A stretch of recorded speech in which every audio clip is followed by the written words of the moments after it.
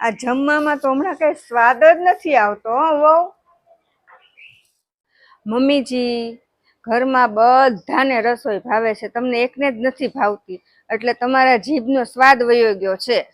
મમ્મીજી, લાગે છે તમને કંઈક છે ને જીભની બીમારી થઈ ગઈ છે.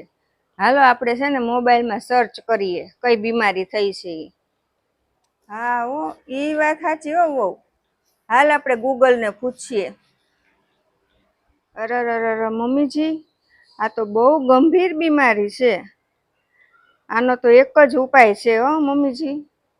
મમ્મી, આનો ઈલાજ ઈ જ છે કે તમારે છે ને 3 ટાઈમ જાતે રસોઈ બનાવીને ખાવી પડશે.